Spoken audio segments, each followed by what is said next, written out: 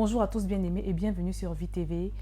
Comment prier sans cesse ou comment rester connecté en permanence avec notre Dieu, c'est-à-dire comment avoir avec soi de façon permanente la présence surnaturelle de Dieu, c'est-à-dire sa gloire, sa puissance, sa paix, sa joie, sa direction, ses instructions et toutes ses autres vertus. C'est ce que nous allons partager aujourd'hui.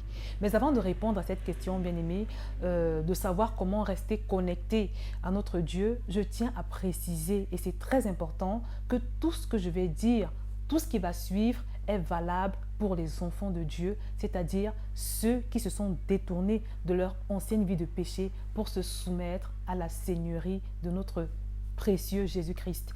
Alors, si tu vis encore dans le péché, bien-aimé, si tu fais du mal aux gens, si tu mens, si tu as des rapports sexuels à gauche et à droite alors que tu n'es pas marié, ou si tu vis dans un quelconque autre péché que je n'ai pas cité, sache que ton péché te sépare de Dieu parce que Dieu est saint et ne supporte pas l'impureté.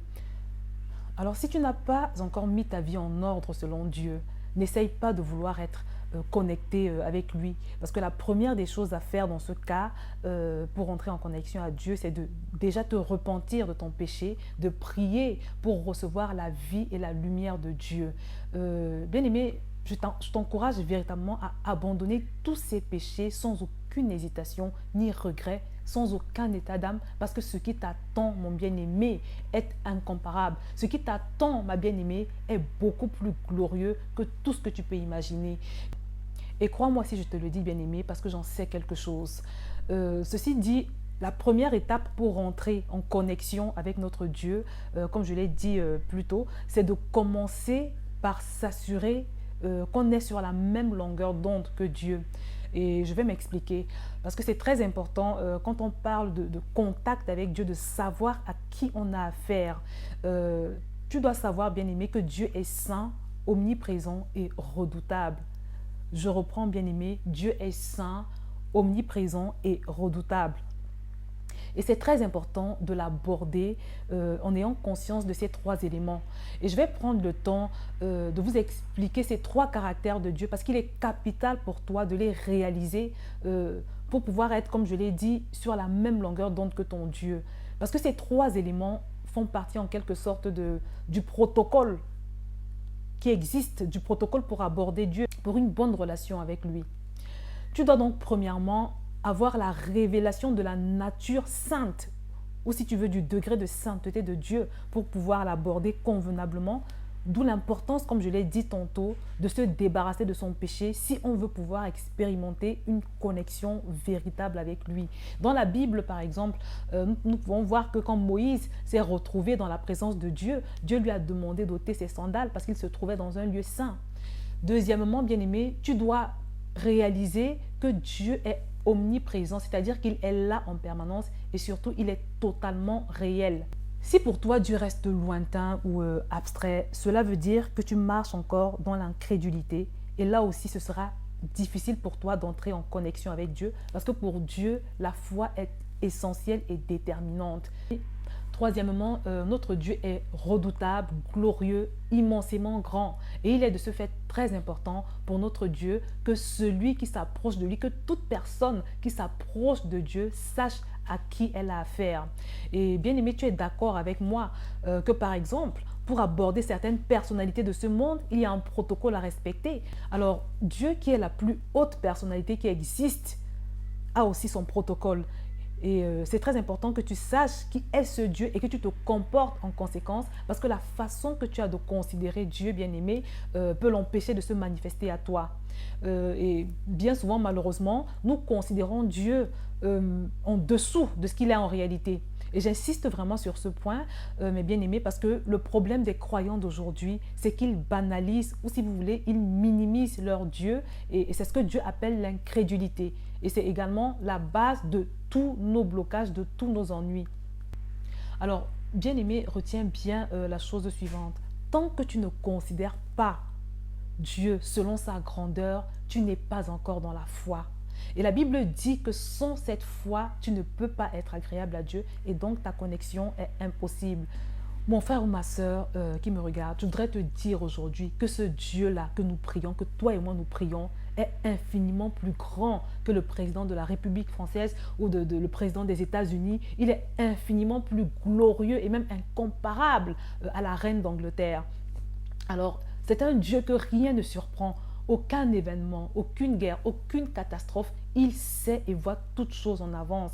Et ce Dieu que nous prions, bien-aimés, il est la plus grande entité qui existe, la plus grande autorité, la plus grande majesté. Et c'est pour cela qu'on a l'habitude de parler du roi des rois, du Seigneur des seigneurs. Tu lui dois, bien-aimé, une très grande révérence, parce qu'il est le très haut, le tout-puissant. Mais bien-aimé, ce Dieu que nous adorons est tout simplement redoutable. Il est le seul digne d'être craint et adoré. Pour pouvoir être bien-aimé sur la même longueur d'onde que Dieu, tu dois donc pouvoir réaliser l'immensité de cette grandeur. Et à partir de ce moment où tes yeux commencent à percevoir Dieu selon l'immensité de sa grandeur, le jour où tes yeux commencent à voir Dieu tel qu'il est, bien-aimé, je te promets qu'il se manifeste. Et donc le préalable, ou si tu veux la première chose pour une connexion optimale avec notre Seigneur consiste à être sur la même longueur d'onde que Dieu. Cherche à être sur la même longueur d'onde que Dieu, c'est-à-dire avoir les yeux ouverts sur sa sainteté, son omniprésence, son degré d'élévation. Deuxièmement, pour demeurer connecté, tu dois rester focalisé. Une fois que tu es conscient du niveau de gloire de Dieu, parce que tant que tu restes focalisé sur cette gloire de Dieu t'irradie, elle te remplit, elle t'accompagne en permanence. En d'autres termes, tu auras sur toi de manière continuelle la présence de Dieu, c'est-à-dire la puissance, la paix, la joie, tout ce qui existe de bon, parfait et d'excellent. Mais le plus intéressant, mon frère ou ma soeur, c'est qu'à partir du moment où tu réalises et que tu restes focalisé sur le fait que ce grand roi, ce Dieu glorieux habite en toi, bien-aimé, et qu'il est ton Père, tu changes d'attitude.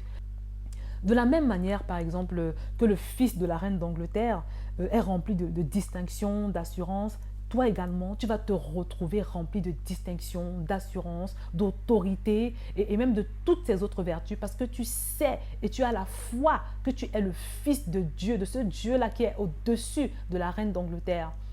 Le prince William d'Angleterre, c'est un autre exemple que je prends. Ce prince, donc le prince William, tient son rang.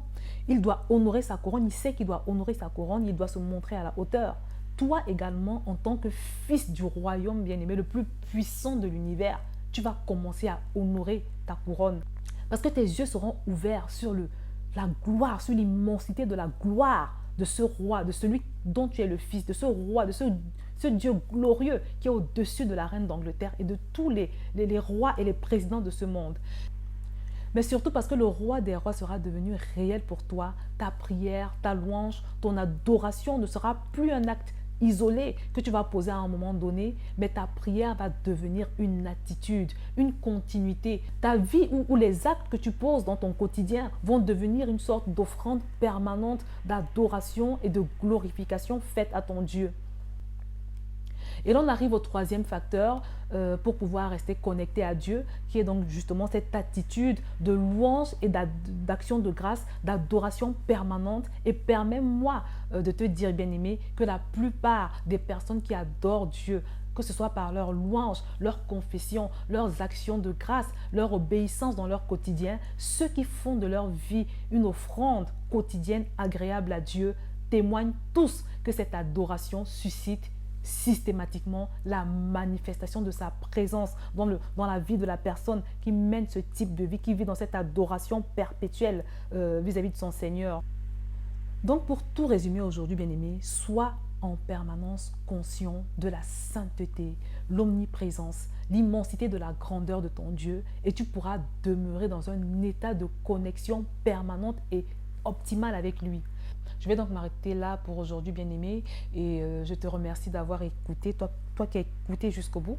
Et je tiens à te dire que si tu peux parvenir à mettre en application ces 3 éléments que je t'ai donnés, bien-aimé, tu auras la manifestation de la présence de Dieu. Et je te le souhaite de tout mon cœur. Je te dis à très bientôt sur VTV. Au revoir.